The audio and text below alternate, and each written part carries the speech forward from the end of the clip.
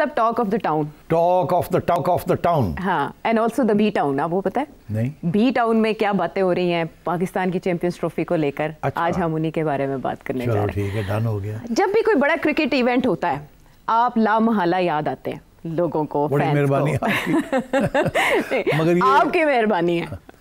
नहीं खैर, अच्छा नहीं, आपको क्रेडिट दिया जाता है और ये ड्यू क्रेडिट है और हर मौके पर दिया जाता है। आपको पता है मोहसिन नकवी साहब ने अभी इनाग्रेशन पे भी आपको स्पेशली इसीलिए इनवाइट किया और लोग आपको हर जगह क्रेडिट देते दिखाई देते हैं। वो तो अपनी जगह पर एक अहम बात है और आज के शो में हम उसी बात भी करने जा रहे हैं। लेकिन चैंपियंस ट्रॉफी का इनेकाद और वो भी पाकिस्तान होस्ट कर रहा है, सिवाय इंडिया के, माइनस इंडिया सारे मैचेस पाकिस्तान में हो रहे हैं। पाकिस्तान की बहुत बड़ी अचीवमेंट है और जिस अंदाज में पाकिस्तान अभी तक टूर्नामेंट को लेकर चला वो भी काबिल दीद और काबिल दाद है। लेकिन मुझे आप ये बताएं, जैसे इस टूर्नामेंट का आगाज़ हुआ, पाकिस्तान का पहला मैच न्यूजीलैंड के साथ देखा आपने, कैसा लगा आपको? मोहसिन नकवी साहब ने सारे एक्स चेयरमैन पीसीबी को दावत दी थी। ये बड़ी अच्छी कदम उन्होंने उठाया। हम सब इकट्ठे बैठे, हाँ। आपस में हमारी इख्तलाफात काफ़ी रहे हैं पिछले अरसे में, मगर हम इकट्ठे बैठे, बड़ा अच्छा रहा और बड़ी खुशी हुई कि मैच पाकिस्तान में आ गई चैंपियंस ट्रॉफी। सो ये credit has to go to the current chairman and the management कि उन्होंने इसको मैनेज कर लिया है, बिकॉज मुझे पता है कि इंडिया की तरफ से कितनी रुकावटें क्रिएट की गई होंगी। So I am aware of that. तो अच्छा है, वेल डन। तो वेल डन। टीम पाकिस्तान भी कहेंगे पहले मैच में या नहीं? नहीं, आई थिंक पाकिस्तान टीम कुछ अरसे से क्लिक नहीं कर रही है। अब क्या उनके मसले हैं ये तो सिलेक्टर्स बेहतर जानते होंगे, बोर्ड के जो ऑफिशियल्स हैं उनको बेहतर पता होगा। मगर कुछ अरसे से एक आध थोड़े से तुक्के शुक्के लग गए इधर उधर, मगर कंसिस्टेंटली नहीं खेल रही अच्छी। और हमारी यही उम्मीद है कि अब ये चैंपियंस ट्रॉफी में अच्छी कारकर्दगी होनी चाहिए। पहला मैच तो बहुत मायूस किया उन्होंने, मगर आगे इंशाल्लाह आप देखें, कल इंडिया का मैच है, इंडिया पाकिस्तान का मैच है एंड दैट्स वेरी क्रिटिकल। वो देखने जा रहे हैं ना? मैं कोशिश करूंगा जाके देखूं। और इंडिया अपनी शिकस्त का, जो से 180 रन की शिकस्त हुई थी पाकिस्तान से, उसका बदला लेने के लिए बेताब होगा। हालांकि प्रेडिक्शन जो है इंडियन सन्यासियों की वो इसके बरक्स है। वो कह रहे हैं कि पाकिस्तान जीतेगा। ये वैसे पता नहीं, मैंने पूछा था एक दोस्त को कि भाई क्या बुकीज क्या कह रहे हैं, बिकॉज बुकीज को सेंस होती है कि कौन जीतेगा कौन नहीं जीतेगा। तो उन्होंने कहा कि बुकीज तो जाहिर है यही कह रहे हैं कि इंडिया जीतेगा। अच्छा। मगर क्योंकि पाकिस्तान के बारे में ये कि बड़ी मशहूरी है ना पाकिस्तान की कि हारन गए तो पक्की गाले हार जाएंगे, मगर कोई पता नहीं शायद जीती जान तो वो इंशाल्लाह वाली चीज़ आ जाती है ना उसमें अंदर। अगर अल्लाह ने चाहा, कुदरत का निज़ाम हरकत में आया तो ज़रूर है। मगर हम पूरी कोशिश करेंगे कि हार जाए, मगर अगर अल्लाह ने जिता दिया तो बस अल्लाह खैर चले। अब बताइए, जो चैंपियंस ट्रॉफी पाकिस्तान जीता था उसमें भी कुछ इफ्स एंड बट्स हुए थे जिसके बाद जाके ये मुमकिन हो पाया था। हालांकि पहला मैच बुरी तरह हारे थे। आपको याद नहीं चैंपियंस ट्रॉफी, क्योंकि मैं था वहाँ तो यूके में हो रही थी, तो पहला मैच हमने हार गया। यही कह रहे हो, बुरी तरह, बहुत बुरी तरह। और ऐसे लगता था कि बस सब फारग है हम। मगर उसके बाद लगातार one after the other her match हम जीते until we went got to the top and then we defeated India। तो उस वक्त तो जैसे कहते हैं ना, पाकिस्तान, अंग्रेजी का मुहावरा है the wind in the tail, कि पीछे से हवा लग रही थी, धक्का लग रहा था और एक के बाद दूसरा surprising victories and the team was clicking and then we won the champions trophy. और उधर भी शुरू में ऐसे लगता था कि ये भी हार जाएंगे क्योंकि हमने पहले बैटिंग की और उसमें फ़खर जमान जो था वो जल्दी आउट हो गया और वो जब वापस जा रहा था पेविलियन तो उसको वापस बुला लिया गया कि नहीं, वो नो बॉल था।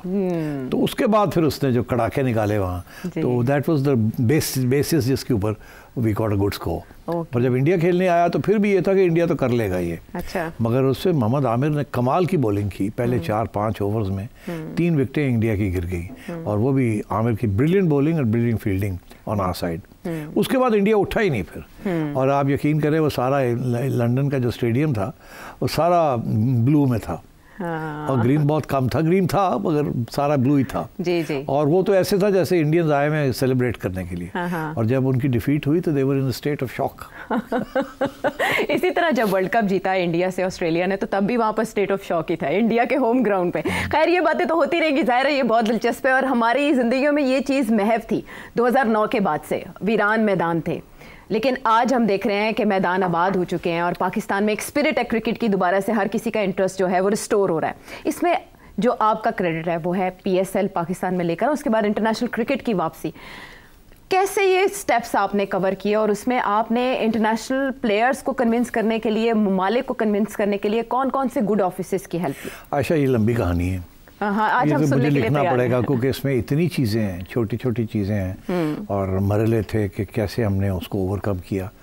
ये मैं ज़रूर लिखूँगा इसके बारे में। अच्छा। मगर अगर 5 मिनट में ये बात करनी पड़े तो 5 मिनट में ये बात है कि जब मैं पीसीबी में हमने सोचा कि पीएसएल करना चाहिए, तो उस वक्त हमें ये कहा गया, बोर्ड के मेंबर्स ने ये कहा कि पहले 3 साल से पीएसएल करने की कोशिश कर रहे हैं क्रिकेट बोर्ड, इनसे हो नहीं पा रहा और 4-5 करोड़ रुपया ज़ाया हो चुका है।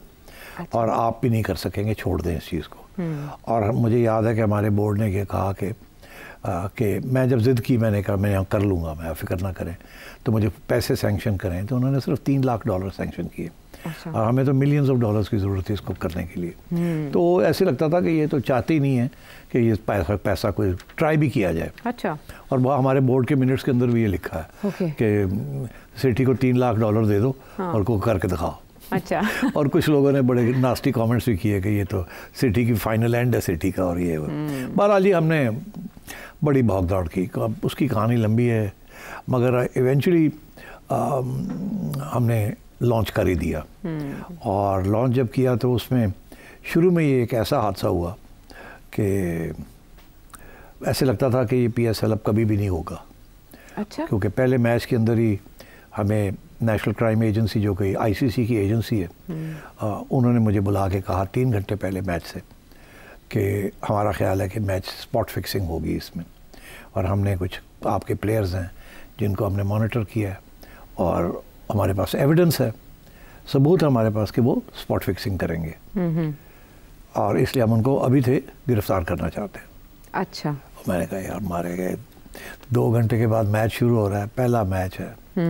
अगर यहाँ स्पॉट फिक्सिंग, मैच फिक्सिंग की बात आ गई तो सारी टूर्नामेंट उड़ जाएगी। क्योंकि पहले ही वो जो नए सेयर्स थे, जो लोग कहते थे नहीं हो सकता, वो यही कहते थे जी मैच फिक्सिंग हो जाएगी, ये हो जाएगा, वो हो जाएगा, आपके पास तो सिक्योरिटी नहीं है, ये नहीं है। हमने बड़ी कोशिश की थी कि तकड़ी सिक्योरिटी की जाए।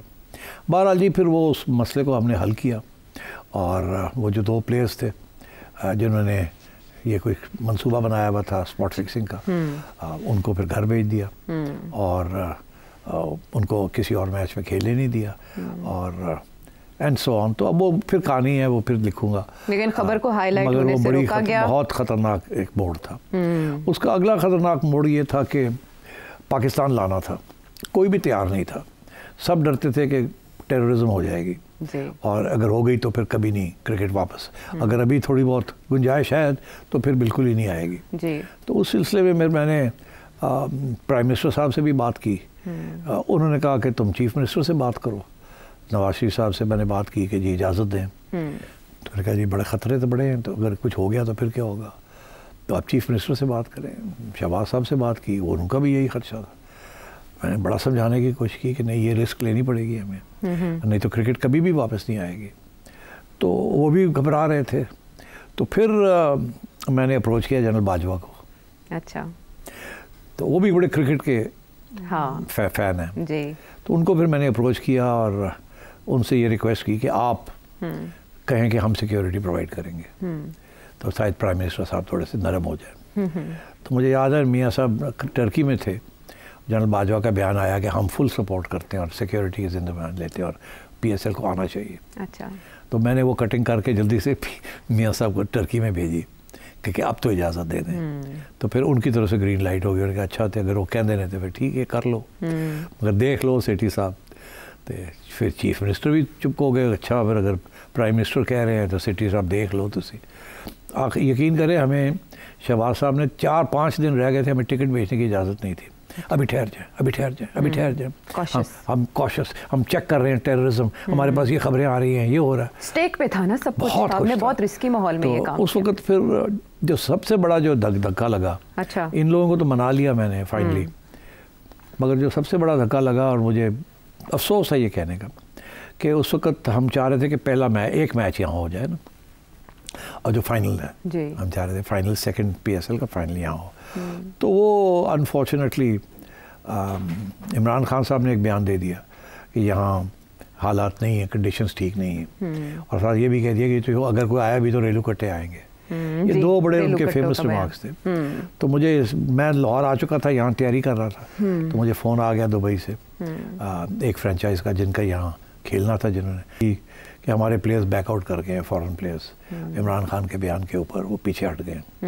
तो मैंने फिर उनका एक ब्रिटिश प्लेयर था, उसका ट्वीट भी आ गया, पीटरसन, उसका आया कि जी मेरी बीवी ने इमरान का बयान पढ़ा है और उसने मुझे कहा कि तुम नहीं खेलोगे तो वापस आ जाओ। अच्छा। तो फिर हमने कहा अच्छा। तो फिर मैं भागा वहाँ दुबई, भागा वहाँ जाके, और वो जो फाइनल टीमें थी, पहले हमने कहा था 3 मैचेस यहाँ होंगे, फिर हमने कहा एक ही करते हैं, क्योंकि बाकी तो पुल आउट कर गए।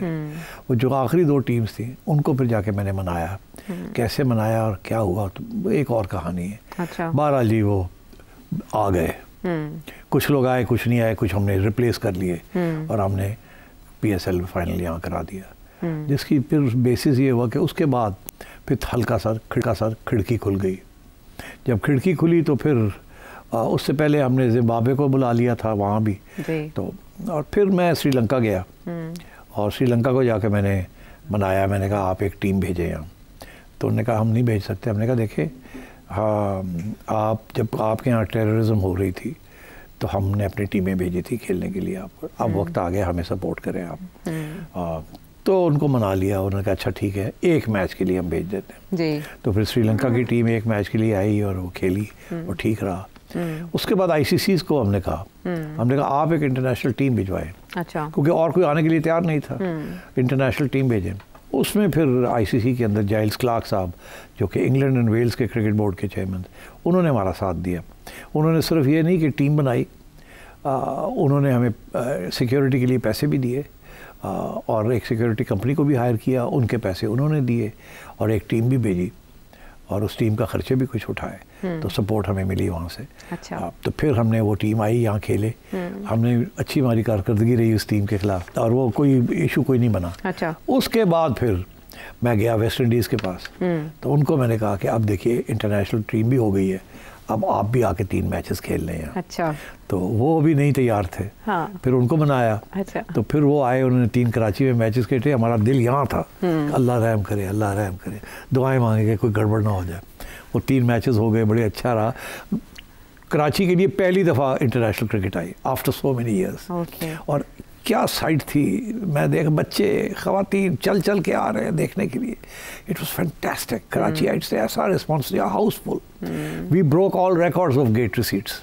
उस ज़माने में, मैं जबकि ये बात कर रहा हूँ, मेरा ख्याल है 2017 की बात है या 18, 20 करोड़ रुपए के सिर्फ हमने टिकटिंग हो गई। इतनी फैंटास्टिक रिस्पॉन्स था, विच वॉज अनप्रेसिडेंटेड।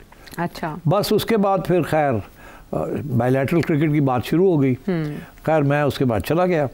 उसके बाद फिर जो एडमिनिस्ट्रेशन आई, उन्होंने फिर इस चीज़ को आगे बढ़ाया और फिर आहिस्ता आहिस्ता पहले इंग्लैंड भी आई, ऑस्ट्रेलिया आई, न्यूजीलैंड आई। तो ये आती आती गई। फिर कोविड हो गया, कोविड के दरमियान PSL डिसरप्ट हो गया, दोनों दफ़ा डिसरप्ट हो गया। हमारी सिक्योरिटी अरेंजमेंट्स ठीक नहीं थे, जो इंतज़ाम किया था टू स्टॉप कि लोग इन्फेक्ट ना करें एक दूसरे को, बायो बबल। हाँ, बायो बबल ख़राब हो गई। वो यहाँ इंतज़ामिया ठीक नहीं था, जिसकी वजह से दोनों मैचेस 2 साल शिफ्ट करने पड़े टू दुबई और अबैंडन करने पड़े। वो जो था ना, और वो मोमेंटम टूट गया PSL का। बहरहाल फिर वो इंतज़ामिया तब्दील हो गई और रमीज़ राजा साहब आ गए। पहले एहसान मानी साहब थे, फिर रमीज़ राजा साहब आ गए। उस वक्त हो ये रहा था कि इमरान खान साहब ने हमारा डोमेस्टिक क्रिकेट स्ट्रक्चर भी चेंज कर दिया था जी, जिसकी वजह से मेरा अपना ख्याल है बहुत नुकसान हुआ है। एक बहुत बड़ी डिसरप्शन हुई है। और बहरहाल वो फिर कुछ अरसे के लिए 1, 8, 2, 3 टीमें आई, मगर हमारी कारकर्दगी बहुत बुरी रही ड्यूरिंग दिस टाइम। तो फिर जब ये नून लीग वालों की हुकूमत आई तो उन्होंने मुझे वापस रिस्टोर किया। मैं गया, मैंने जाके एशिया कप वाली डिबेट शुरू की और एशिया कप वालों को कहा कि अब आए, यहाँ लेके आए एशिया कप। तो वो नहीं मानने के लिए तैयार थे। अगेन इंडिया ने यही प्रॉब्लम्स क्रिएट किए थे। तो फिर उनको बनाया कि चलो हाइब्रिड फॉर्म, ये सारी जो है ना, ये फिर मैंने जाके वहाँ नेगोशिएट। यानी PSL और हाइब्रिड फॉर्म, ये आप दोनों आपके फार्मूला थे? हाइब्रिड फॉर्म भी मेरी है, बिकॉज ये जे शाह था उस वक्त एशियन क्रिकेट काउंसिल का हेड, तो इसको बनाया। ये मानता नहीं था, ये कहता था नहीं तो फिर इसको बनाया, फिर हाइब्रिड फॉर्म यहाँ हुई, मगर by the time Asia cup आया मैं फिर फारग हो चुका था।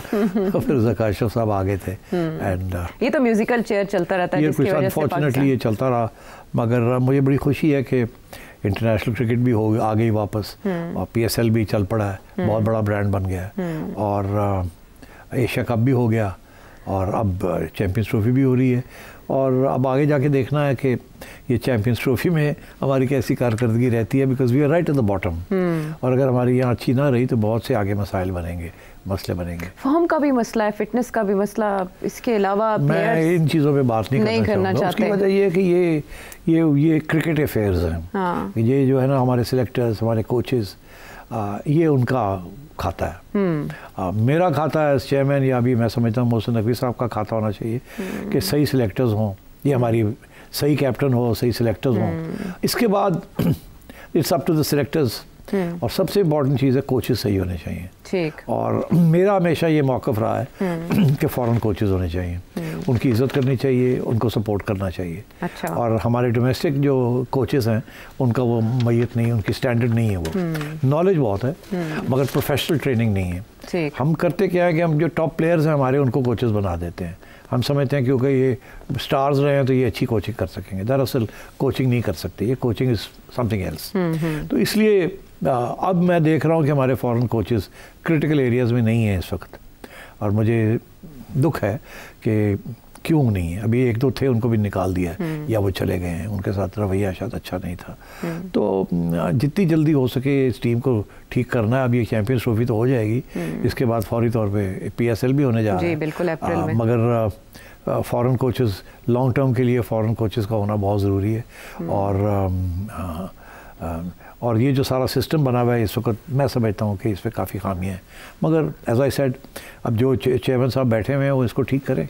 अच्छा, एज अ चेयरमैन मेरा ख्याल है सिर्फ आपने ये सारे जो ऑपरेशंस थे वही मैनेज नहीं किया, बल्कि आप एक डिप्लोमेट का रोल भी प्ले करते रहे और एक एम्बेसडर का भी पाकिस्तान की साइड से सबको कन्विंस करने में और ये लेकर आने में वापस। आपने काफ़ी सारी जॉब्स एक चेयर पे रहते हुए अदा की। PSL के टोटल प्लानिंग से लेकर उसके एक्सिक्यूशन तक कितना अरसा लगा, और इदारों और शख्सियात के हवाले से तो आपने बात की, गैर मुल्की खिलाड़ियों को भी आप क्रेडिट देंगे किन को? नहीं, गैर मुल्की खिलाड़ी जो थे वो तो उनको परमिशन चाहिए होती है, NOC चाहिए होता है अपने बोर्ड से। तो वो तो क्योंकि इंटरनेशनल क्रिकेट की ICC की टीम हो गई थी तो वो उनको NOCs तो मिल गए। अच्छा। उनके लिए प्रॉब्लम पैसे का था कि पैसे कितने मिलेंगे, रिस्क बहुत ज़्यादा है। तो हमारे लिए प्रॉब्लम था, ज़्यादा पैसे नहीं दे सकते थे। तो ये भी हमारे बजट्स का भी बड़ा प्रॉब्लम है, वो एक और कहानी है कि कितने पैसे हमें मिले और कैसे हमने मैनेज किया। आप यकीन करें कि मुझे आज तक यकीन नहीं आता कैसे हमने मैनेज कर दिया, पर हो गया, अल्लाह की शुक्र है। और वो हो गया और चल पड़ी, ट्रेन चल पड़ी। और मगर मैं आपको बताऊँ एक और बहुत इंटरेस्टिंग मरहला था जहाँ आप समझें कि मैं कामयाब भी हो गया और फेल भी हो गया। शुरू में ही 2014 की बात है कि मैंने कोशिश की इंडिया को मनाने की कि आप हमारे साथ बायलैटरल क्रिकेट शुरू करें। अच्छा। 14 में ओके। ICC में इंडिया के जो BCCI के हेड थे वो चेयरमैन थे श्रीनिवासन साहब। तो उनको मैंने कहा कि हमें आप हमारे साथ बायलैटरल की सीरीज़ शुरू करें। अच्छा। तो वो तैयार नहीं थे, मगर फिर उन्हें उस वक्त बिग 3 का इशू चल रहा था कि बिग 3 जो थे इंडिया, इंग्लैंड और ऑस्ट्रेलिया, ये एक नया फार्मूला लाना चाह रहे थे। उसमें ये सबको सपोर्ट चाहते थे और ब्राइब्स दे रहे थे कि जी हम आपसे खेलेंगे, आपसे नहीं खेलेंगे, हमारे लिए वोट डालें इस फार्मूला के लिए।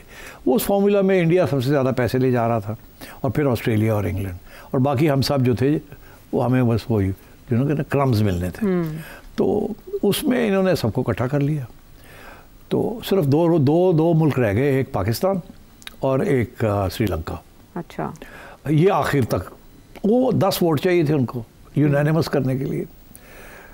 तो ज़का अशरफ साहब चेयरमैन थे, इन्होंने पोजीशन ये ली कि हम नहीं खेलेंगे, अगर आप ये करेंगे तो हम नहीं, इस वोट आपको नहीं देंगे, जो बड़ी सॉलिड अच्छी पोजीशन थी।